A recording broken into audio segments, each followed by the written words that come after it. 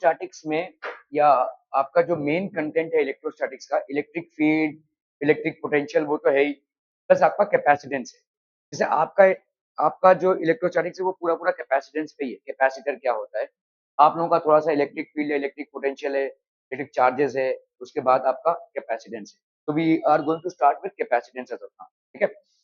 तो what is basically capacitance, any idea of what is capacitance? So just where is this word coming from? Where is this word coming from? Capacitance. Where is this word coming from? Obviously, this is coming from capacity, है ना? So capacity to do what? Since we are studying electrostatics, and electrostatics is basically concerned with the charges. Electrostatic भाई साहब charges के साथ concerned है. So the capacity to hold charges, ठीक है? Charges को होल्ड करने की जो कैपेसिटी होती है उसी को अपन क्या बोलेंगे, कैपेसिटेंस, ठीक है। एक एक आपको बहुत एग्जांपल दे रहा हूं। आप लोगों में से कितनों ने फैन को खोलते हुए देखा है? कभी ना कभी तो देखा होगा ना, किसी मैकेनिक को फैन को खोलते हुए। फैन खराब हो गया है तो फैन को ठीक करने आया, ठीक है। फैन में एक चीज होता है जिसको अपन बोलते हैं कंडेंसर। ये ऐसा देखो देखो व्हाइट कलर का सिलेंडर दिखेगा आपको, थोड़ा सा इतना बड़ा, ठीक है। इस जो ऊपर जो उसका कैप है उसको खोलोगे ना तो वो दिखेगा आपको, ठीक है। वो ऊपर का जो पोर्शन है वो तो सिर्फ ऐसे ही दिया हुआ है, लेकिन एक्चुअली में ये सिलेंडर आपका क्या है, एक कैपेसिटर है। This is basically a capacitor, ठीक है। प्रॉब्लम ये है कि आपके जीवन में आप एक्सपेरिमेंट्स बहुत कम करते हो। इसके लिए नहीं कि आप कॉलेज में एक्सपेरिमेंट्स नहीं होते हैं, क्योंकि आप आज की तारीख में बहुत और दूसरी चीजों से व्यस्त हो गए हो। हम बचपन में बहुत खुराफाती करते थे, और मैं ही नहीं दूसरे लोग भी। हम हमारे यहाँ पे जो भी कोई खिलौना आता था उसको पहले खोल खाल के हम देखेंगे कि इसके अंदर है क्या। अक्सर चीजें खराब हो जाती थी, लेकिन क्यूरियोसिटी होती थी। Now there is no curiosity, I don't understand why this transition has happened. But आपने टेस्टर देखा, ये सब हम बचपन में एक्सपेरिमेंट कर चुके हैं और वाकई में कर चुके हैं हम, ठीक है। मैं आपको बोल रहा हूँ कि हमने किया है बचपन, मतलब आपसे भी बहुत कम उम्र में ही। टेस्टर देखा है आपने? टेस्टर, टेस्टर को अगर आप भाई साहब इसके अंदर घुसाकर टेस्ट करते हो तो एक लाइट जलती है, ठीक है। वो लाइट जलती है तो सर्किट ठीक है, ठीक है। Test is basic testing. अगर आपका समझ लो ये प्लग पॉइंट है और इस कंडेंसर को आप उठाते हो, ये कंडेंसर है। कंडेंसर बेसिकली स्टोर करता है चार्जेस को। इन दोनों तारों को इसके अंदर घुसाते हो ऐसे, ठीक है। अगर आपके पास टेस्टर नहीं है, अगर आपके पास टेस्टर नहीं है और आप टेस्ट करना चाहते हो कि आपका सर्किट सही है या नहीं, आपके पास अगर एक कंडेंसर होगा तो उस कंडेंसर से भी आप टेस्ट कर सकते हो। कंडेंसर 10-15 रुपए में आ जाता है, कैपेसिटर ही है, ठीक है। किसी भी हार्डवेयर की दुकान में आपको मिल जाएगा। इसमें से तार लगा हुआ है, इसको ऐसे घुसाइए और फिर इसको ऐसे निकालिए और इसको ऐसे कीजिए। तो अगर आपके तारों में ऐसे स्पार्क आता है, ऐसे तारों में अगर ऐसे स्पार्क आता है, तो भाई साहब आपका सर्किट बराबर है। क्योंकि जैसे ही आप इसको इसके अंदर घुसाएंगे, इसके अंदर चार्जेस आ जाएंगे, और जैसे ही चार्जेस आएंगे तो उन चार्जेस को जब आप ऐसे करोगे तो they will produce a spark, ठीक है। So that is a test of this thing, ठीक है। ये सब हम बचपन में करते थे। ए देख देख देख दिवाली का लाइटिंग, ठीक है। ओके, चलो भाई साहब, तो अपन अपन स्टार्ट करते हैं कैपेसिटर, ठीक है। So what is it? Basically electrostatics, electric field and induction of a charge. Dielectric medium क्या होता है? हाँ, इसका इसमें बहुत काम है। डाइलेक्ट्रिक मीडियम क्या होता है? A medium which is basically an insulating medium। एक इंसुलेटिंग मीडियम को हम डाइलेक्ट्रिक मीडियम बोलते हैं, ठीक है। हम यहाँ पे क्या क्या पढ़ेंगे भाई साहब? कैपेसिटेंस पढ़ेंगे, combination of mercury drops, types of capacitor, parallel plate capacitor, and what is the energy stored in capacitor. तो आपकी क्यूरियोसिटी ये होनी चाहिए कि यार ये फैन के अंदर क्या कर रहा है, what is it actually doing inside a fan. देखो, आपका ये इलेक्ट्रिकल एनर्जी है जो यहाँ पर जाकर किसमें कन्वर्ट हो रहा है? मैकेनिकल एनर्जी, ठीक है। किसी भी मोटर को स्टार्ट करने के पहले जो एक्स्ट्रा एनर्जी की जरूरत होती है वो चार्जेस के द्वारा उसमें सप्लाई हो रही है, और ये जो चार्जेस हैं ये किसमें स्टोर हो रहे हैं? एक कैपेसिटर में। तो this capacitor is actually providing the kick. जैसे आप समझ लो कोई बाइक को आप किक मार के स्टार्ट कर रहे हैं, है ना। तो किक मारना मोमेंटरी है, इसके बाद बाइक स्टार्ट हो गई, आप भाई साहब बाइक लेकर चल रहे हैं, तो बाइक किस पे चल रही है? फ्यूल पे चल रही है। लेकिन वो जो इग्निशन हो रहा है उसके लिए आप किक मार रहे हैं, वो एक मोमेंटरी फेज है। मतलब आपने अगर बाइक को स्टार्ट कर दिया फिर आप किक मारते नहीं बैठेंगे उसमें, है ना। बाइक चल रही है तो उसमें कोई किक नहीं मारेगा, ठीक है, क्योंकि वो हो गया है already. So it is called ignition. इसी तरह से इस मैकेनिकल एनर्जी को कन्वर्ट करने के लिए तो आपको देखो कभी भी एनर्जी का फॉर्मेट अगर चेंज होता है, अभी बाइक में क्या है, आपका फ्यूल है, fuel is basically a chemical format of energy. You are converting it to a mechanical format of energy. अब ये बाइक घूमेगा तो जब भी आपका एनर्जी कन्वर्जन लगता है तो आपको एक्स्ट्रा एनर्जी का कोई फॉर्मेट देना पड़ेगा। ये जो आप किक मार रहे हैं that is basically providing the ignition. जैसे आपका भाई साहब ये गैस है, गैस में से चूल्हा जब जलाते हैं तो आप भाई साहब क्या कर रहे हैं, लाइटर से उसको जला रहे हैं। लाइटर के अंदर क्या है, पत्थर है, ये पत्थर एक दूसरे को ऐसे, ठीक है, they are basically they are, ये माचिस हो गया, जो भी हो गया, ये थोड़ा सा फ्लेम प्रोड्यूस कर रहा है। यही फ्लेम जब गैस से कांटेक्ट में आता है तो बड़ा फ्लेम हो जाएगा, ठीक है। तो this is how the convergence are happening. So we are going to understand what is basically a capacitor. So a capacitor क्या है, as the name itself suggests, a capacitor can store energy in the form of potential energy in an electric field। तो ये भाई साहब क्या करेगा, ये energy को स्टोर करके रख सकता है। ओके, अभी इस चीज को समझिए, कैपेसिटर कैसा होता है, देखो ये एक कैपेसिटर है समझ लो, ठीक है। ये क्या करता है, चार्जेस को स्टोर करता है, ठीक है। तो ये समझ लो पॉजिटिव चार्जेस हैं और ये समझ लो नेगेटिव चार्जेस, सामने पॉजिटिव है और नेगेटिव है। तो क्या इस बॉडी में एनर्जी स्टोर रहेगी, देखो अगर तुम पॉजिटिव और नेगेटिव चार्जेस को मिलने नहीं दे रहे हो तो you are creating a distance and you are keeping the gap. So जैसे ही ये गैप मर जाएगा तो क्या हो जाएगा, ठीक है, दे विल डाइल्यूट, ये न्यूट्रल हो जाएंगे दोनों भी। तो तुम पॉजिटिव और नेगेटिव को मिलने नहीं दे रहे हो तो तुम इसका मतलब कोई फोर्स क्रिएट करके रख रहे हो ना, ताकि वो सेपरेटेड रहे। You are creating a force such that these two are separated. तो अगर फोर्स अप्लाई कर रहे हो तो वर्क डन होगा, और अगर वर्क डन होगा तो एनर्जी होगा। समझ में आ रहा है ये, you have to apply a certain amount of force in order to keep the charges separated, and if you are applying a certain amount of force obviously it will get converted into work done, and if it is work done then obviously there will be energy। ये है concept आपके energy store in a capacitor का। Energy कैसे store है, यहाँ पे इस तरह से एनर्जी स्टोर है, ठीक है, क्लियर है। जब दो ऑपोजिट चार्जेस को आप सामने रखते हो और उनको मिलने नहीं दे रहे हो, उनकी टेंडेंसी क्या है, मिलने की, लेकिन अगर आपको उनको सेपरेट रखना है तो you will have to apply a force. If you are applying a force obviously there will be work done, and this work done is stored as energy. जैसे आप किसी तीर को ऐसे खींच रहे हैं तो what are you doing, you are basically, ये आपका एक स्ट्रिंग था, इसकी इलास्टिसिटी आप बढ़ा रहे हैं, ठीक है, तो उसमें क्या हो रहा है, वर्क डन स्टोर हो जा रहा है, या आप वर्क डन कर रहे हैं, you are working against the elasticity, तो आपका वर्क डन स्टोर हो गया इस स्ट्रिंग में, और यही जैसे आप छोड़ेंगे तो वो आगे जाएगा तो एनर्जी में कन्वर्ट होगा। इसी तरह से चार्जेस के स्टोर होने में क्या हो रहा है, a capacitor can store energy in the form of potential energy in an electric field। In this chapter we will discuss the capacity of conductors to hold charge and energy। तो conductors का क्या capacity है, to hold charge as well as energy, ठीक है। Okay, अभी समझो एक random shape, कोई भी रैंडम शेप, एक रैंडम शेप आइसोलेटेड अनचार्ज कंडक्टर। जब भी हम इलेक्ट्रिसिटी में आइसोलेटेड बोलते हैं ना तो इसका मतलब ये है कि उसके आजू बाजू में कोई भी इलेक्ट्रिक फील्ड नहीं है, कोई भी चार्जेस नहीं है। ऐसा होना लगभग असंभव है, बट हाइपोथेटिकल सिचुएशन में हम मान लेते हैं, ठीक है। सो एक रैंडम हमने कोई भी कैसा भी शेप का एक कंडक्टर ले लिया हमने, ठीक है, एक रैंडम शेप आइसोलेटेड, दुनियादारी से दूर है भाई साहब, ये अनचार्ज कंडक्टर है, कोई चार्ज इसमें नहीं है, is placed in a dielectric medium. Dielectric medium मतलब इंसुलेटिंग मीडियम, एक insulator, air is an insulator, ठीक है। तो हमने इसको एयर में रख दिया, लेट्स से। नाउ दो the conductor is neutral it has enormous number of free electrons. Her conductor में इलेक्ट्रॉन्स होते हैं, तो ऑब्वियसली ये न्यूट्रल है लेकिन इसमें बहुत सारे फ्री इलेक्ट्रॉन्स होंगे, ऑब्वियसली बात है। तो एक रैंडम कंडक्टर हमने एयर में रखा हुआ है, इसमें ऑब्वियसली बहुत सारी फ्री इलेक्ट्रॉन्स होंगी। The small dipoles that are shown in the figure are the dipoles of the dielectric medium at the surroundings of the conductor। अभी इस चीज को समझिए कि लेट्स से ये आपका भाई साहब कंडक्टर है, ये आपका कैसा भी कंडक्टर है, यहाँ पे बहुत सारे इलेक्ट्रॉन्स होंगे, फ्री इलेक्ट्रॉन्स है ना। Free electrons generally are at the surface, आपको याद होना चाहिए कि अगर कोई कंडक्टर है तो उसके सरफेस पे फ्री इलेक्ट्रॉन्स होते हैं, ठीक है। अभी ये डाइलेक्ट्रिक मीडियम है, अभी डाइलेक्ट्रिक मीडियम है तो समझ लो ये एयर है, एयर में भी मॉलिक्यूल्स होंगे भाई साहब, ठीक है।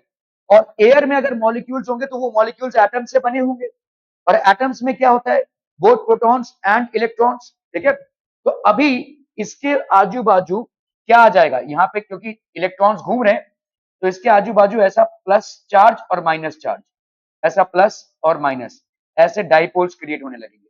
समझ में आ रहा है ये, एयर अगर इंसुलेटिंग मीडियम है तो एयर के इंसुलेटिंग मीडियम में ऐसे डाइपोल्स अरेंज होने लगेंगे, ठीक है, because this is not negatively charge, this is neutral. However, a metal is always supposed to have free electrons. और ये फ्री इलेक्ट्रॉन भाई साहब इसके आजू बाजू ऐसे डाइपोल ने अपना एडजस्टमेंट कर लिया। किसने अपना एडजस्टमेंट कर लिया भाई साहब? किसने अपना एडजस्टमेंट कर लिया? दीज इलेक्ट्रॉन्स, ये आपके जो इलेक्ट्रॉन्स हैं ये कंडक्टर फेसिंग हो जाएंगे, they will be generally facing the conductor. क्या ये समझ में आ रहा है? Okay, now if the conductor is connected to the positive terminal of a battery, अभी अपन ने क्या कर दिया, इस कंडक्टर को पॉजिटिव टर्मिनल के साथ कनेक्ट कर दिया, ठीक है। The potential difference, the free electrons of the conductor are pulled towards the battery, तो आपके जितने भी फ्री इलेक्ट्रॉन्स है वो किस तरफ आ जाएंगे भाई साहब? टुवर्ड्स द बैटरी आ जाएंगे, ठीक है। The free electrons are pulled, तो इस कंडक्टर में जितने भी फ्री इलेक्ट्रॉन्स थे they will be pulled towards the battery. The moment they are pulled towards the battery, what will happen? These will become positively charge. जैसे ये positively charge हो जाएंगे तो क्या हो जाएगा बोलो? तो this will basically the left out positions of the electrons are known as holes और पॉजिटिव चार्जेस। तो यहां से इलेक्ट्रॉन्स चले गए तो यहाँ पे आपके होल्स या पॉजिटिव चार्जेस क्रिएट हो गए, ठीक है। As the electrons flow to the ground through the battery, अभी यहाँ पे समझ लो एक बैटरी है और ये बैटरी अर्थिंग में है, तो ये इलेक्ट्रॉन्स कहाँ चले गए भाई साहब? इधर चले गए।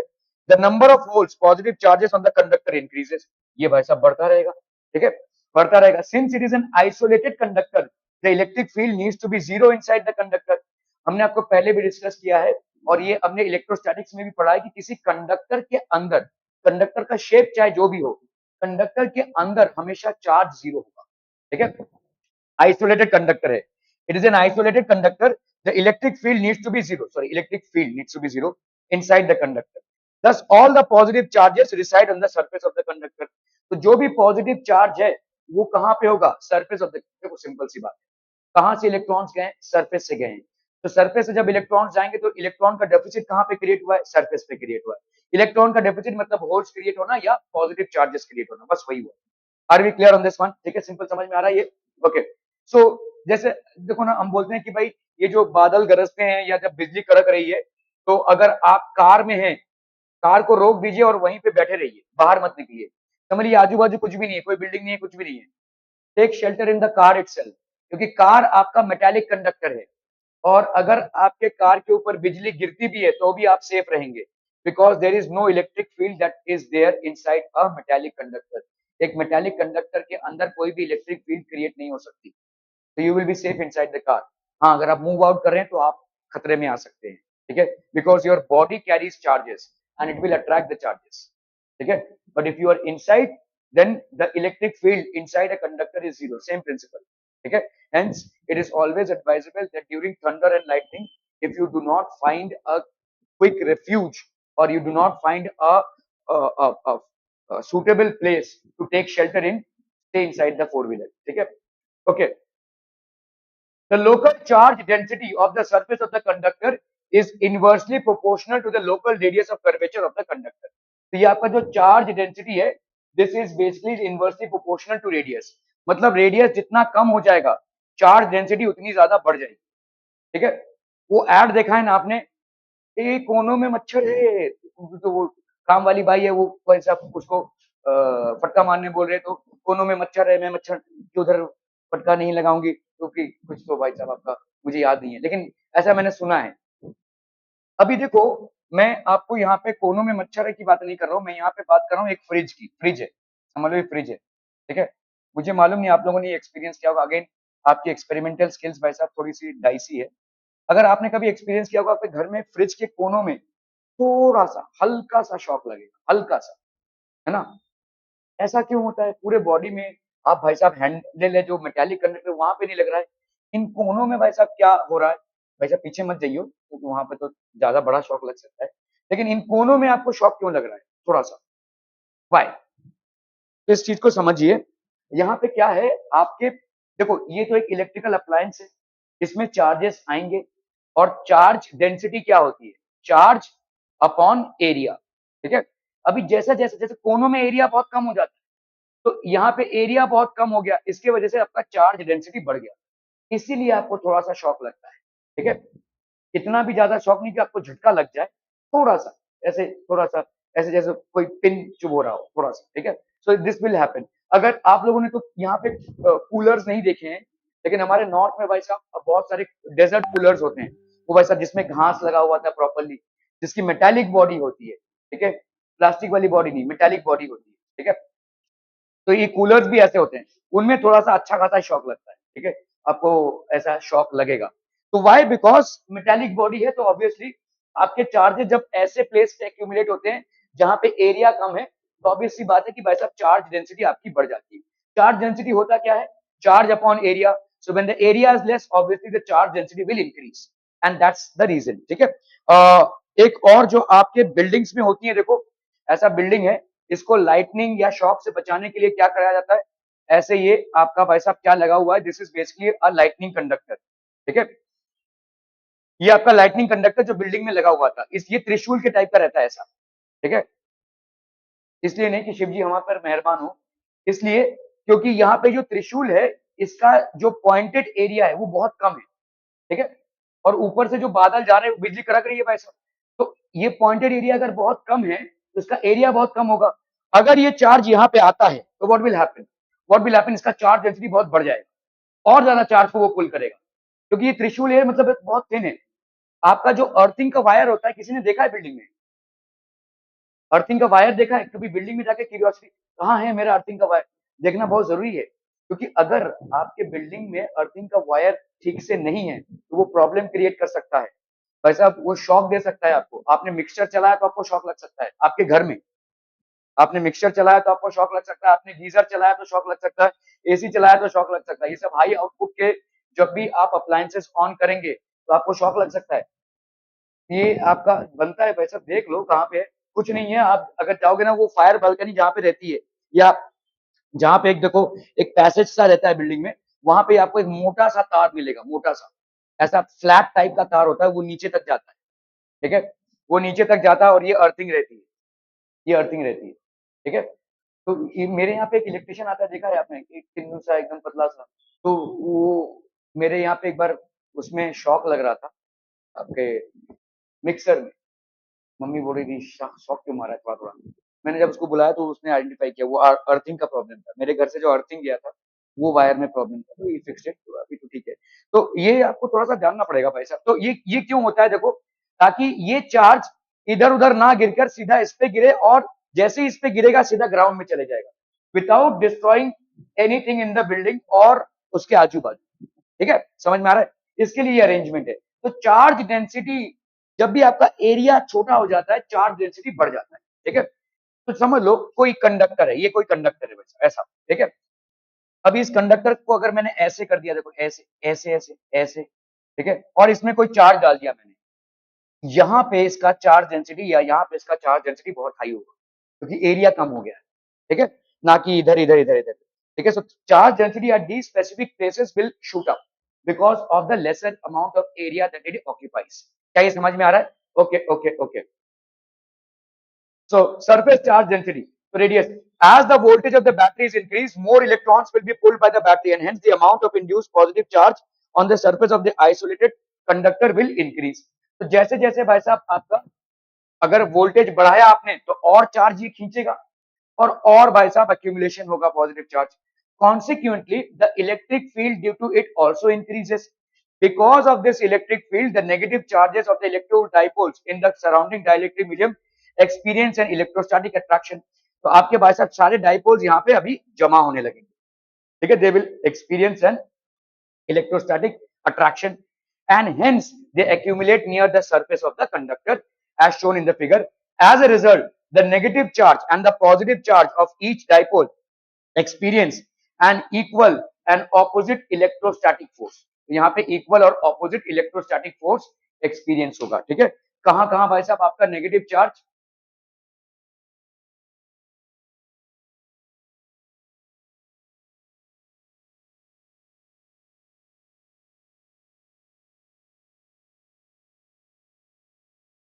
ठीक है, ओके। सो यहाँ पे क्या हो रहा है भाई साहब, consequently the electric field due to it also increases, electric field बढ़ गया। Because of this electric field the negative charges of the electric dipoles, ये जो इलेक्ट्रिक डाइपोल्स क्रिएट हुए कहां पे, डाइलेक्ट्रिक मीडियम में, which is in this case air, ठीक है। Because of these electric fields, the negative charges of the electric dipoles in the surrounding dielectric medium experience an electrostatic attraction and hence they accumulate near the surface of the conductor. ये जमा होने लगेंगे, ठीक है? As shown. As a result, the negative charge and the positive charge of each dipole experience an equal and opposite electrostatic force. At a certain voltage, the electric dipoles in the medium cannot sustain more electrostatic force. ये ज्यादा भाई साहब electrostatic force sustain नहीं कर पाएंगे and breaks into positive and negative charges and hence electric sparks originate. तो यहां से भाई साहब electric sparks आ जाएंगे, ठीक है? समझ में आ रहा है ये? अब नहीं ज्यादा हो गया तो भाई साहब नहीं कर पाएंगे, ठीक है? टारगेट का बुक है क्या किसी के पास? गाइड, वहां पे देखो एक पोस्टर है, वहां पे जैसे दिस इज जयाप्रदा, ठीक है? अभी जयाप्रदा को क्या करा गया है? जयाप्रदा ने एक ऐसे एक इसको हम पढ़ेंगे, ये एक्चुअली होता क्या है। तो ये एक चार्ज बॉडी है, इसको जैसे ही छुआ तो उसके, मैं तो अपना एग्जांपल दे नहीं सकता, ठीक है? तो मेरे पास तो बाल है नहीं वैसा सर पे, तो मैं इसको किसी लड़की का एग्जांपल ही देना पड़ेगा, तो उसके बाल ऐसे हो गए और ऐसा होगा, ठीक है? आप अगर टारगेट पब्लिकेशन में देखोगे ना, तो उनका जो फिजिक्स का जो बुक है ना, उसके फ्रंट पेज में ये है, ठीक है? There the hair will stand like this. इसे इंसान को शॉक नहीं लग रहा है, लेकिन हेयर पूरा ऐसा खड़ा हो जाएगा, ठीक है? This will happen why? देखो ना, अभी अभी तुम समझो कि तुमने कभी टीवी के सामने अपना हाथ रखा है, टीवी नहीं किए होगे भाई साहब, पता नहीं कहा करते, तो टीवी के सामने जब अपना हाथ रखते हो तो उस पोर्शन में आपके रंगोटे जो है तो खड़े हो जाते हैं। Why will this happen? Because TV का जो स्क्रीन है उसमें कैथोड रेज का कांस्टेंट स्ट्राइकिंग चल रहा है और cathode rays are negatively charge particles. अभी आपका जो बॉडी हेयर है वो काफी हल्का है, कोई भी चार्ज आपको खींचेगा, लेकिन ये टीवी का क्या ही खींचेगा, कुछ टिन्नू सा चार्ज है, लेकिन आपका बॉडी हेयर को वो खींच सकता है क्योंकि उसका वेट बहुत कम है, ठीक है? इसीलिए वो उस पर्टिकुलर पोर्शन में जहां पे आप टीवी को टच कर रहे हो वहां पे वो स्टैंड आउट हो जाएगा, ठीक है? क्लियर है? समझ में आ रहा है ये? Okay, so this is the same thing that is happening here. अगर इस चार्ज बॉडी को आप छूते हैं तो क्या होगा? आपके बालों में ये चार्ज आ जाएगा और जब आपके बालों में ये चार्ज आ जाएगा तो आपके बालों में रिपल्शन क्रिएट होगा, ये भी पॉजिटिव चार्ज, तो ये ऐसे हो जाएंगे। So this is how it will happen. आपके बाल भाई साहब पूरे पूरे ऐसे खड़े हो जाएंगे, ठीक है?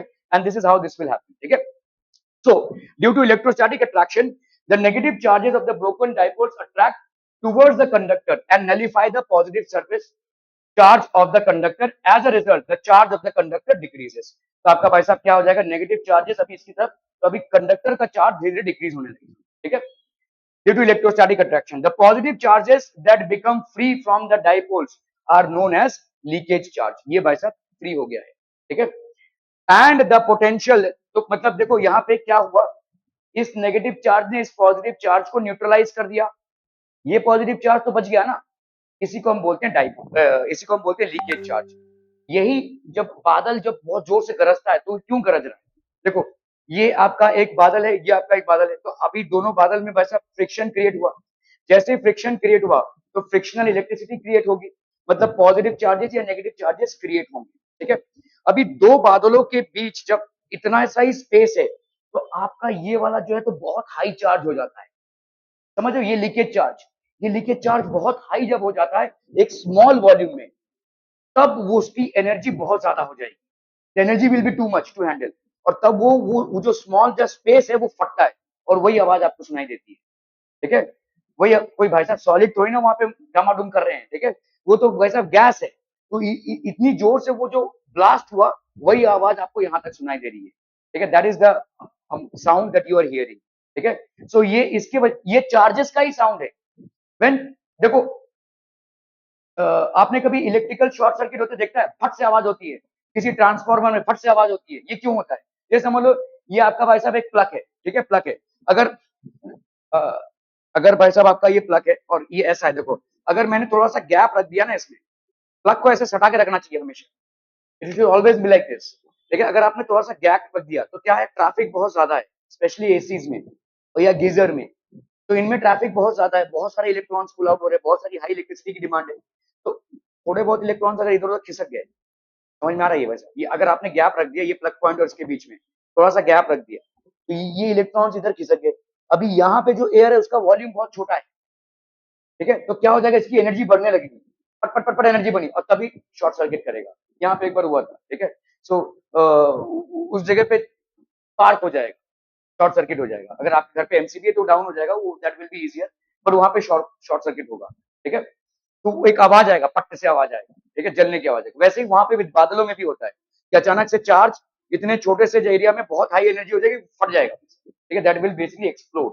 ठीक है, ओके, सो इसको हम बोलते हैं भाई साहब leakage charge, and the potential that is responsible for this whole scenario is known as the leakage potential और breakdown potential. After the breakdown takes place, no more charge can be added to the conductor no matter how much we increase the battery's potential। एक बार भाई साहब आपका breakdown हो गया, no more charge can be added. अभी आप भाई साहब उसमें कोई चार्ज ऐड नहीं कर सकते हैं टू द कंडक्टर, क्योंकि कंडक्टर में आप चार्ज नहीं ऐड कर पाएंगे। कंडक्टर में चार्ज इसलिए ऐड हो रहा था क्योंकि वो चार्ज जा रहा था। ठीक है, तो इसको अपन ब्रेकडाउन पोटेंशियल बोलेंगे। ठीक है, तो ये एक जनरल आइडिया था कि चार्जेस का। तो यहाँ पे आप जनरल आइडिया क्या ले रहे थे कि एक कंडक्टर है और उसको सराउंडिंग करता हुआ एक डाइलेक्ट्रिक मीडियम है। तो how is charging of a conductor dependent और interdependent on the surrounding medium of the dielectric, ये हमने देखा। ठीक है, क्योंकि आप यहाँ पे जो पढ़ने वाले हैं अभी वो है कैपेसिटर। इस कैपेसिटर में डाइलेक्ट्रिक भी आता है और कंडक्टर भी आता है, और दोनों भी चार्ज से खेल रहे हैं। ठीक है, तो आपने देखा कि कैसे कंडक्टर है जो जिसको अपन चार्ज कर रहे हैं, और जिसके चार्ज के वजह से उसके आजू बाजू के डाइलेक्ट्रिक मीडियम में कुछ चेंजेस आ रहे हैं। ठीक है, सो कंडक्टर, इंसुलेटर या डाइलेक्ट्रिक और charges, this is what capacitor is all about. ठीक है, तो ये हम एक सिंपल सा चीज देख रहे थे। ओके, तो ये आपका प्रूफ आपके कोर्स में नहीं है। ठीक है, the capacitance of a conductor, capacitance मतलब कितना चार्ज वो स्टोर कर पाए, can be defined as the amount of charge required to increase the potential of the conductor by 1 volt. Definition है ये आपके कैपेसिटेंस का। आपका भाई साहब Q क्या है, this is basically charge is equal to C that is capacitance and V is volt. ठीक है, तो आप कैपेसिटेंस को क्या लिख सकते हैं, C is equal to the amount of charge stored by volt. तो इसको 1 वोल्ट बढ़ाने के लिए मुझे कितना चार्ज देना पड़ेगा, that is known as capacitance. Capacitance को हम भाई साहब क्या यूनिट में डालते हैं, फैरेड। ये आपका भाई साहब क्या है, कूलम। ये आपका क्या है भाई साहब, वोल्ट। ठीक है, तो 1 farad is equal to 1 coulomb upon 1 volt. Generally farad जो है वो बहुत कम यूनिट का होता है, इसीलिए we generally take micro farad. आपके ज्यादा करके प्रॉब्लम्स में आप माइक्रो फैरेड से डील करेंगे। Micro farad means 10⁻⁻⁶ farad. ठीक है, 10⁻⁻⁶ farad. Are we clear on this?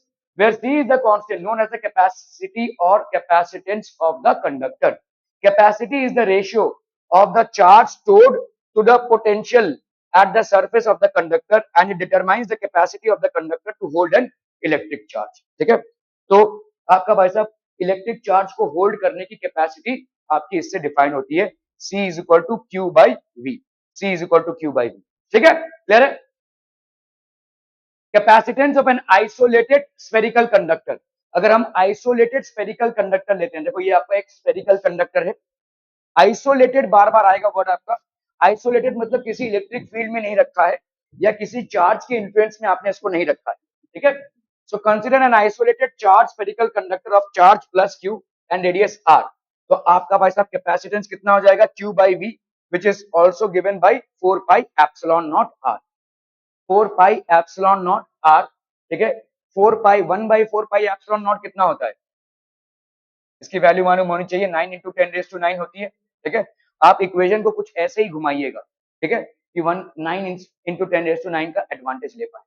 ठीक है, अदरवाइज एप्सिलॉन नॉट की वैल्यू तो 8.85 इंटू 10 बहुत ज्यादा ही कॉम्प्लिकेटेड हो जाएगा। ठीक है, okay, where E naught, epsilon naught is a constant known as permittivity of free space, and it signifies the capability of free space to permit the electric fields। ठीक है, capacitance of the spherical conductor in any medium having permittivity E। अगर कोई medium है तो समझ लो, अभी अगर आपने एयर रखा है, ठीक है, तो आपका भाई साहब ये स्फेरिकल कंडक्टर है, इसका कैपेसिटेंस कितना हो जाएगा, 4 pi epsilon naught R, where R is the radius.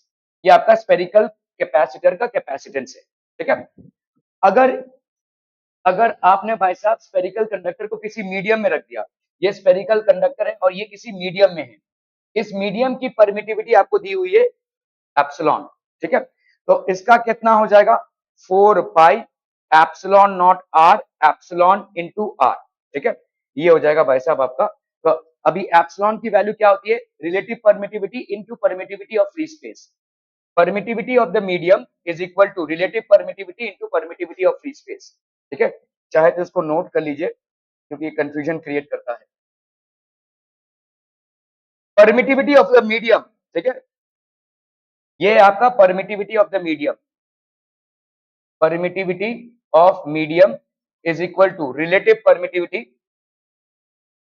Relative permittivity upon permittivity of free space. ठीक है,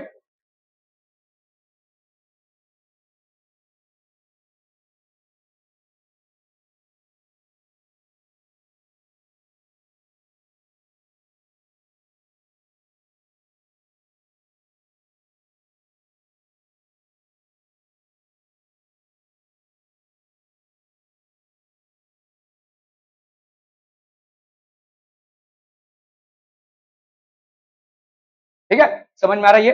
ओके, अभी एक और चीज जो आपको वोल्टेज किसी कंडक्टर का एट सरफेस कितना होगा, ठीक है, तो वोल्टेज कैसे निकालोगे भाई साहब? वोल्टेज हो जाएगा आपका के क्यू बाई आर। देखो वोल्टेज आपका क्या हो जाएगा, आपका voltage will be equal to Q by, ठीक है, आर, है ना, तो के क्यू बाई आर। आपको आपने ये पढ़ चुके हैं आप पोटेंशियल डिफरेंस में, देखो थोड़ा सा रिकॉल कीजिए। Potential difference is equal to आप K into Q upon distance R, या एक्स भी लिख सकते हैं अपन। तो यहाँ पे ये डिस्टेंस आपका आर है, तो के क्यू बाई आर, के की वैल्यू हो गई कितनी, 1/4 पाई एप्सिलॉन नॉट, ये हो गया क्यू और ये हो गया भाई साहब आपका आर। ठीक है, क्लियर है, समझ में आ रहा है ये? Okay, so voltage at the surface will be equal to 1/4 pi epsilon naught into Q by R. ठीक है, the capacitance of a spherical conductor only depends on its radius and the nature of the medium. तो एक spherical conductor का capacitance will depend only on its radius and the nature of the medium. ठीक है, nature of the medium में permittivity होती है। तो permittivity of the medium होता है क्या, relative permittivity into epsilon not. ठीक है, ओके, तो नोट्स ऑन कैपेसिटेंस भाई साहब क्या है? Capacitance determines the capacity of the system to hold electric charges. तो बड़े सिंपल तौर से कैपेसिटेंस होता क्या है, कितनी कैपेसिटी है किसी सिस्टम की to hold charges. Capacitance only depends on the dimensions of the conductor and the nature of the medium. Dimension क्या है उसका और नेचर ऑफ द मीडियम क्या है। देखिए capacitance is independent of charge Q end voltage V. The SI unit of capacitance is farad. जितना note करना है कर लीजिए। ठीक है,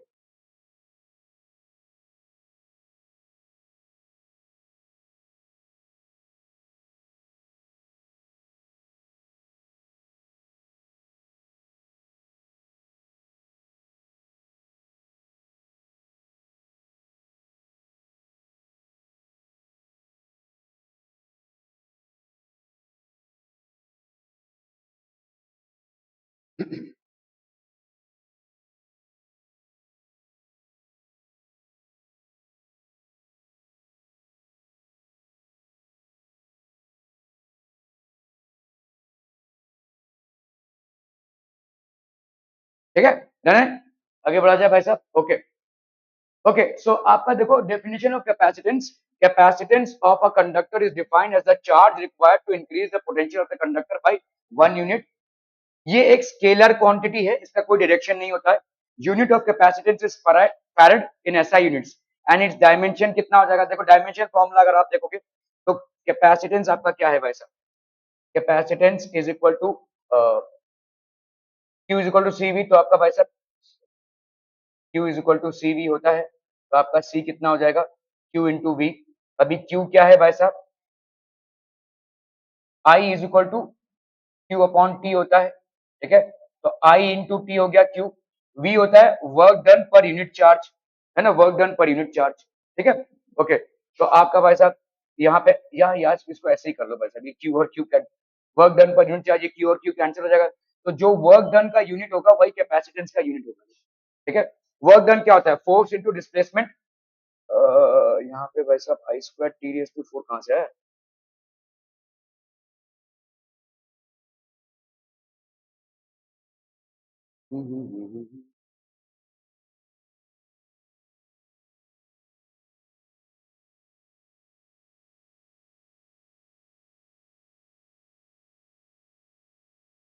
नहीं नहीं मैंने गलत किया, सॉरी सॉरी।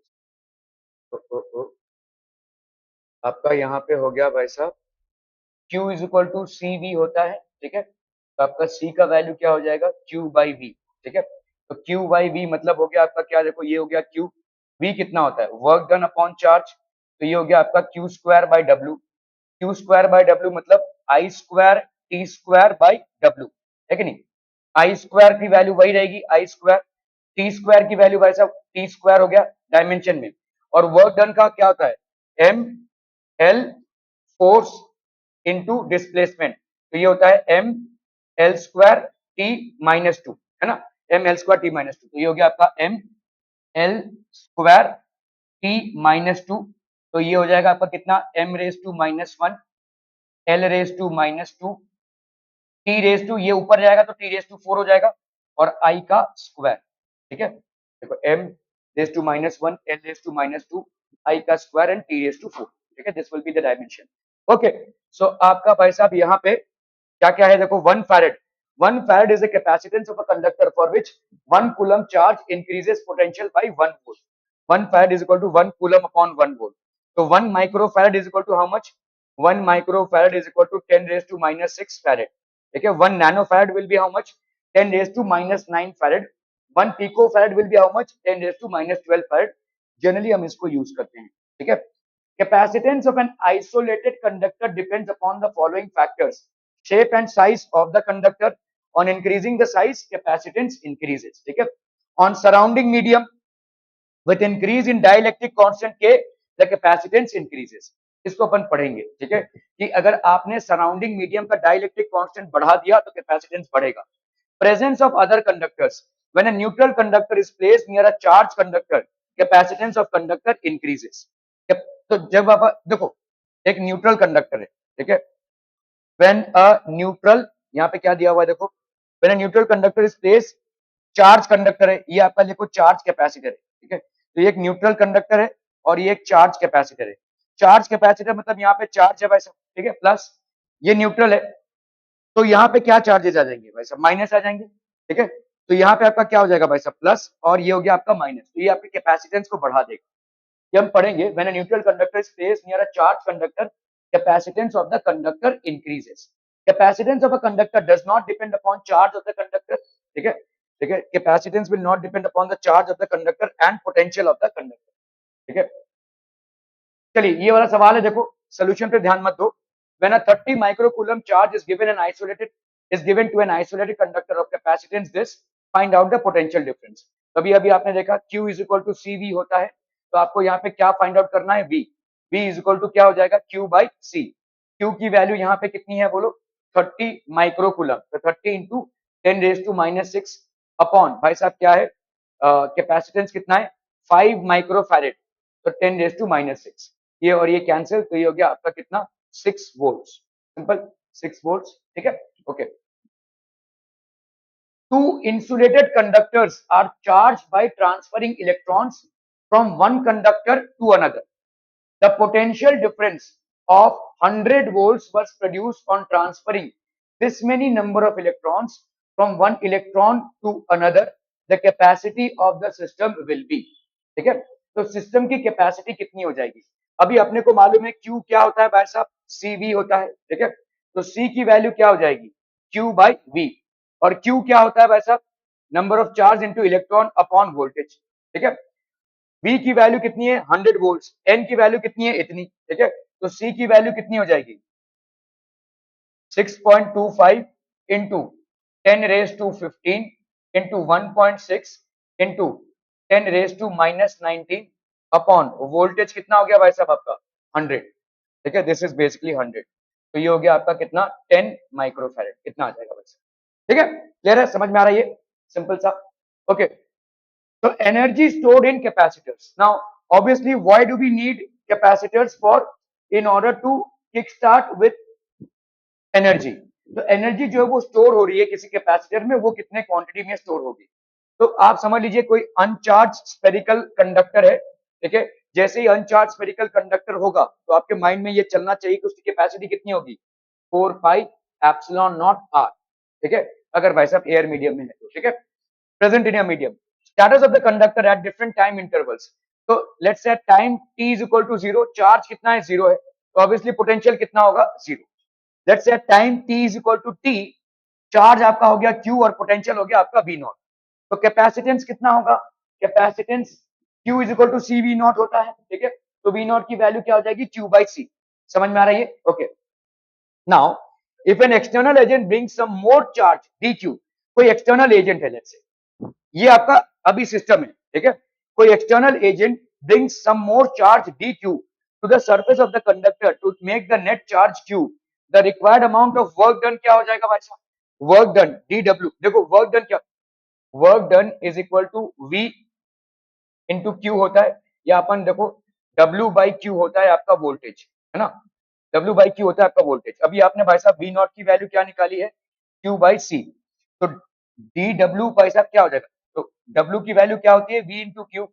तो small amount of work done dw will be equal to जो चार्ज आपने अप्लाई किया है और जो dq इंटू वी नॉट। समझ में आ रही है, ठीक है। तो dw will be equal to V naught into dq, ठीक है, वी नॉट इंटू dq। मतलब आपका क्या हो जाएगा बोलो, dw को अगर मैं इंटीग्रेट करूं तो dw is equal to V naught into dq।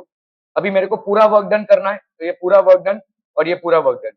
तो आपका dw का इंटीग्रेशन इज इक्वल टू, अभी v नॉट की जगह पे आप क्या लिख सकते हो भाई साहब, लिख सकते हो v नॉट की वैल्यू क्या है, v नॉट की वैल्यू है q बाई सी, ठीक है। तो ये dq हो गया, तो q बाई सी। तो अगर आपका भाई साहब ये हो गया q बाई सी dq, ठीक है। तो आपका dw का वैल्यू होगा वर्क डन, ठीक है, that will be equal to q, sorry आपका c बाहर आ गया, कांस्टेंट है ये तो, और ये हो गया आपका q dq। इसको इंटीग्रेट करेंगे तो कितना आ जाएगा बोलो, 1 by C into Q square by two. तो ये हो जाएगा आपका वर्क डन, तो Q square by two C, ठीक है। वर्क डन हो गया आपका भाई साहब Q square by two C. अब इसको अलग अलग तरीके से आप लिख सकते हो, क्यू को आपने कन्वर्ट किया तो सी वी स्क्वायर बाई टू, ठीक है। क्या ये समझ में आ रहा है या नहीं समझ में आया, देखो देखो एक स्पेरिकल कंडक्टर है, इस स्पेरिकल कंडक्टर में आपने चार्जेस स्टोर किए हुए हैं, ठीक है, चार्जेस स्टोर किए हुए हैं। इस स्पेरिकल कंडक्टर में अगर आपने चार्जेस स्टोर किए हुए हैं तो आप ऐसा बता सकते हैं यहाँ पे Q is equal to C V, ठीक है। लेट्स से आपके एट टाइम टी, ठीक है, ये आपका टाइम टी में इतना चार्जेस स्टोर है इसमें, ठीक है, ओके। नाउ तो Q is equal to C V है भाई साहब। अभी समझ लो आप एक्स्ट्रा चार्ज प्लस Q ला रहे हैं, ठीक है, एक्स्ट्रा चार्ज प्लस Q ला रहे हैं। तो आपका भाई साहब यहाँ पे वर्क डन क्या होता है, work done upon charge is equal to voltage. तो वर्क डन होता है वोल्टेज इंटू क्यू। तो अगर मैं डेल्टा डी डब्ल्यू करूं तो ये हो जाएगा V D Q, small amount of जो चार्ज आप ला रहे हैं, डी क्यू को जो चार्ज आप ला रहे हैं, ये हो जाएगा। अभी यहाँ पे वी नॉट की वैल्यू कितनी होगी, देखो Q is equal to C V naught है, तो वी नॉट की वैल्यू क्या हो जाएगी, Q बाई सी। तो ऑब्वियसली वी नॉट की जगह पे अपन क्या लिख सकते हैं, Q by C D Q, और ये हो गया आपका डी डब्ल्यू। अभी मैं इसको इंटीग्रेट करूं, इसको इंटीग्रेट करूं तो यहाँ पे कितना आ जाएगा, W is equal to 1 by C, और ये हो गया Q डी क्यू, ठीक है। तो W इज इक्वल टू ये कितना हो जाएगा भाई साहब आपका Q स्क्वायर बाई टू, ठीक है, C। ये हो गया आपका वर्क डन, ठीक है, एनर्जी स्टोर है ना कैपेसिटर। अभी आप तमाम तरीके से इसको डील कर सकते हैं। अभी Q आपका CV के बराबर होता है, तो इसको अपन क्या लिख सकते हैं, C square V square upon two C. ये और ये कैंसिल हो गया, तो ये हो गया आपका हाफ V स्क्वायर, हाफ नहीं हाफ CV स्क्वायर, ऐसा भी लिख सकते हैं। और क्या लिख सकते हैं भाई साहब आप यहाँ पे, तो जैसे अगर आपको Q को हटाना है, जैसे आपको C को अगर हटाना है तो C क्या होता है भाई साहब आपका Q बाई V। तो इसको अपन क्या लिख सकते हैं, Q square by to Q by V, है ना। ये और ये कैंसिल हो गया, तो आपका ये हो गया भाई साहब क्यू वी बाई टू। अलग अलग तरीके से आप लिख सकते हैं, ठीक है। फंडामेंटल जान के रखो, Q is equal to C V होता है, सारे कन्वर्जन बाकी का कर सकते हैं। और एनर्जी स्टोर हो गया आपका Q square by two C, half Q square by C. So this is basically the energy stored in a capacitor, ठीक है। Okay, so let us consider, अभी समझ लो मरकरी के ड्रॉप्स हैं। Mercury is basically a metal, ठीक है, mercury happens to be a metal. Let us consider n number of small mercury drops each of radius r। The electric charge q naught, electric potential v naught, electrostatic potential energy u naught, and the capacitance आपका है भाई साहब c not. एक एक drop का, ठीक है, एक ड्रॉप का कैपेसिटेंस कितना है भाई साहब c नॉट, ठीक है। इलेक्ट्रिक चार्ज इसमें कितना है भाई साहब क्यू नॉट। लेट्स से इसका रेडियस कितना है भाई साहब आर, एक मरकरी ड्रॉप का दिया हुआ, ठीक है। एन नंबर ऑफ मरकरी ऐसे स्मॉल ड्रॉप्स हैं, ईच ऑफ रेडियस आर, सबका रेडियस आर है, तो डायमीटर आपका ऑब्वियसली 2r हो जाएगा। द इलेक्ट्रिक चार्ज इनमें कितना है, सब में क्यू नॉट है, मतलब सबका चार्ज यहाँ पे क्यू नॉट, ये भी क्यू नॉट, ये भी Q naught, and electrostatic potential energy इनके कितनी है, यू नॉट, ठीक है, okay, and capacitance is C naught, ठीक है। Each drop can be considered as a spherical conductor, इसको हम स्पेरिकल कंडक्टर मान सकते हैं, और स्पेरिकल कंडक्टर का अपन देख चुके हैं कैपेसिटेंस कितना है, C naught is equal to 4 pi epsilon naught R, ठीक है। तो वी नॉट की वैल्यू क्या होती है भाई साहब, Q naught by C naught, भाई आपका क्यू क्या होता है, सी वी होता है ना, तो आपको भाई साहब वी क्या हो जाएगा, क्यू बाई सी, तो वी नॉट की वैल्यू क्या हो जाएगी, Q naught by C naught, ठीक है। The potential energy of the small mercury drops, ये कितना हो जाएगा भाई साहब, ठीक है, अभी अभी आपने डिराइव किया भाई साहब, U naught will be equal to half C naught by V naught का स्क्वायर, अभी अभी आपने डिराइव किया ना, V square by two C, ठीक है, आपका Q square by two C आपने डिराइव किया था, तो Q square by two C को आप क्या लिख सकते हैं, Q is equal to C square V square by two C, तो ये और ये कैंसिल हो गया, तो हाफ सी वी स्क्वायर आ गया, इसको आप लिख सकते हैं कि नहीं, हाफ सी वी स्क्वायर, तो यहाँ पे भी वही लिख सकते हो, देखो हाफ सी वी स्क्वायर, तो ये हो गया आपका potential energy, this will be equal to half C V square, making sense बच्चा बाड़ी, ठीक है। सो इस पूरे सिस्टम का, तो एक का पोटेंशियल एनर्जी कितना है भाई साहब, एक का पोटेंशियल एनर्जी है half C naught V naught का स्क्वायर, ठीक है, half C naught V naught का square. Now if I happen to, basically ये आपका हो गया 2r, when all small drops coalescence, अभी भाई साहब सबके सब ज्वाइन हो रहे हैं to form a large drop of radius r and charge q, the net volume remains constant। आपने ये बचपन में किया है, इतने सारे स्फीयर्स को मेल्ट करके हमने एक बड़ा स्फीयर बनाया, तो बड़े स्फीयर का जो वॉल्यूम होगा वो इन सारे छोटे स्फीयर्स के वॉल्यूम का सम होगा, ठीक है।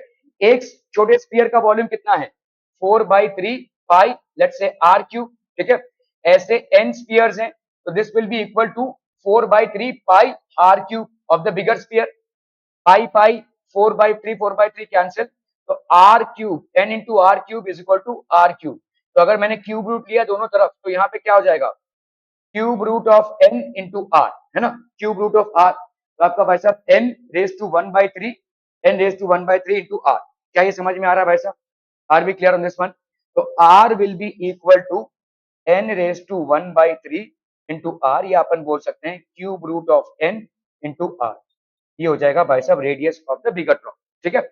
तो what will be the capacity of the bigger drop, भाई कैपेसिटी, ये भी स्फीयर है ना भाई साहब, तो कैपेसिटी क्या हो जाएगी, 4/4 पाई एप्सिलॉन नॉट आर, है ना, 4 पाई एप्सिलॉन नॉट आर, तो ये हो जाएगा 4 pi epsilon naught n raise to 1/3 into R, ठीक है, तो ये आपका क्या हो जाएगा, n raise to 1/3 4 pi epsilon naught R, अभी 4/4 पाई एप्सिलॉन नॉट आर क्या था, capacity of the smaller drop, ठीक है, तो ये आप क्या लिख सकते हो, C naught, n cube into C naught, क्या ये समझ में आ रहा है, सिंपल सा है भाई साहब, ठीक है। तो आपका एक स्मॉल ड्रॉप का कैपेसिटी भाई साहब है C naught which is 4 pi epsilon naught R, और एक बिगर ड्रॉप का कैपेसिटी कितना हो गया, n raise to 1/3 C naught, where n is the number of drops that have coalescence, ठीक है, क्लियर है।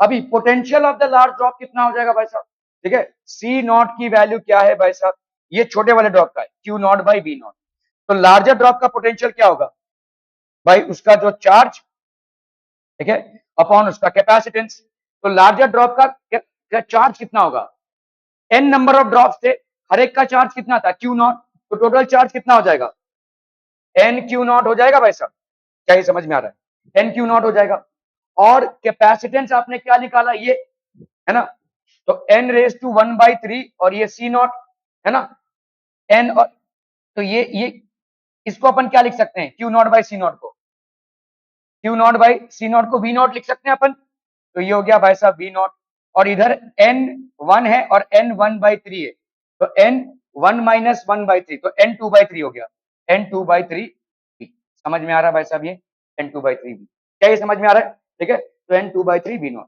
ठीक है, क्लियर है।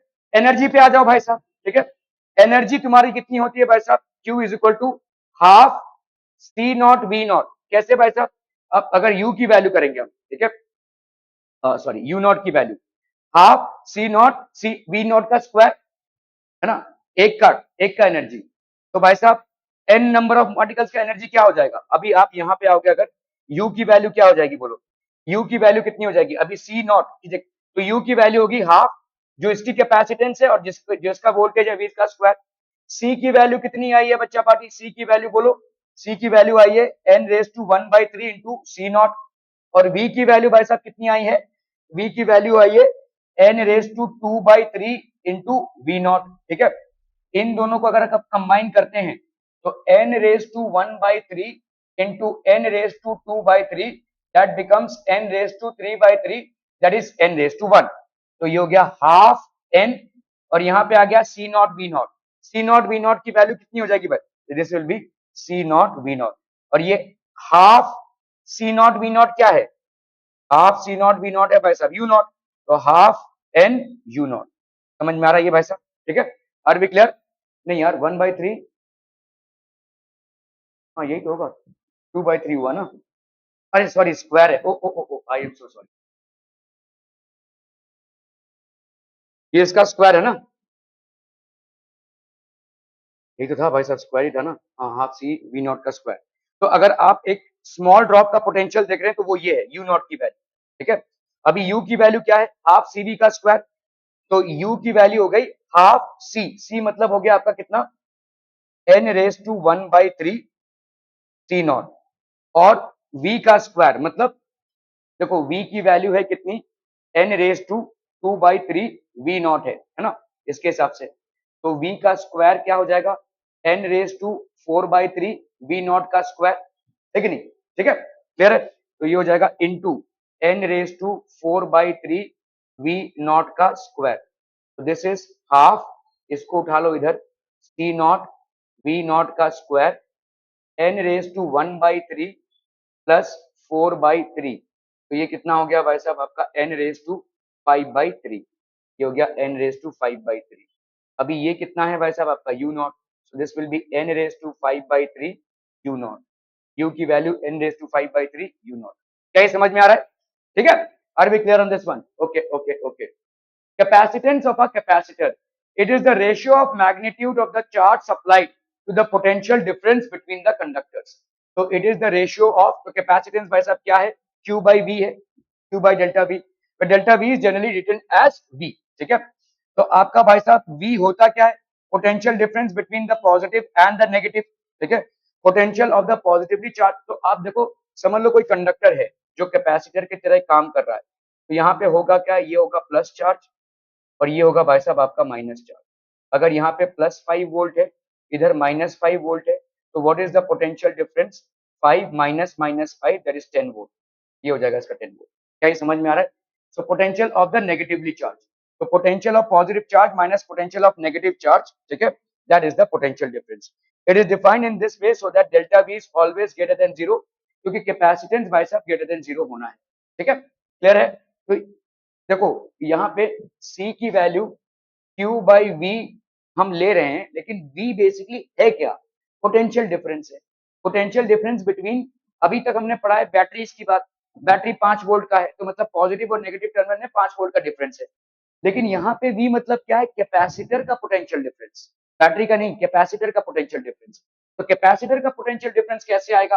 कैपेसिटर का एक पॉजिटिव प्लेट होगा और एक नेगेटिव प्लेट होगा। पॉजिटिव प्लेट का पोटेंशियल डिफरेंस अगर अगर 5 वोल्ट पे है, ये -5 वोल्ट पे है, तो एक्चुअल पोटेंशियल डिफरेंस आपका कितना हो जाएगा? 10 volt. That is something that we have to take care of. अगर बैटरी का आपको 5 वोल्ट दिया हुआ है, तो आपके किसी भी सर्किट में उसका वोल्टेज सप्लाई 5 वोल्ट ही रहेगा। क्या ये समझ में आ रहा है? लेकिन कैपेसिटर का this this is what is applicable. ठीक है, okay. So to store or add more charges to an isolated conductor connected to a battery, we have to reduce its potential। देखो, गोनी है, आलू भर रहे हो उसमें, और ज्यादा अगर उसको भरना है तो उसको थोड़ा सा और हिला के वैसे उसको नीचे ले जाओगे, है कि नहीं? ऐसा करोगे ना, या उसको खाली करोगे? तो यहाँ पे क्या है, अगर मुझे और ज्यादा चार्जेस भरने हैं किसी आइसोलेटेड कंडक्टर में connected to a battery, we have to reduce its potential. तो उसके पोटेंशियल को हमें कम करना पड़ेगा। ठीक है, it will be possible by bringing another isolated conductor in the vicinity of it. अभी देखो, ये एक चार्ज कंडक्टर है, ठीक है, ये बैटरी से कनेक्टेड है। जब ये बैटरी से कनेक्टेड है तो आपस में यहाँ पे क्या हो गए? एयर के मॉलिक्यूल्स आ गए, एयर के मॉलिक्यूल्स आ गए भाई साहब। अभी अपन यहाँ पे क्या ला रहे हैं? Case 1, consider an isolated charge conductor, conductor 1 having a charge q, इस पे q चार्ज है, and a neutral conductor to separated by a small distance, एक स्मॉल डिस्टेंस से ये सेपरेटेड है. So since the neutral conductor 2 is placed in the field of the charge conductor, अभी ये आपका क्या है, दिस इज बेसिकली अ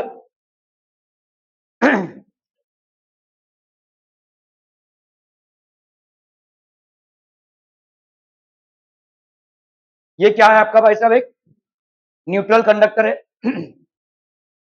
जब आप इसको इसके सामने ला रहे हैं, इधर क्या है, पॉजिटिव चार्ज है, तो ऑब्वियसली इधर क्या आ जाएगा, नेगेटिव चार्ज, और उसके ऊपर से साइड में क्या आ जाएगा, पॉजिटिव चार्ज. क्योंकि ये नेगेटिव चार्ज कहां से आया है, इधर से जो इलेक्ट्रॉन्स आए हैं उसके वजह से आया है. तो अगर ये एक इलेक्ट्रॉन डेफिसिट रीजन हो गया, तो this will be a reason of positive charge.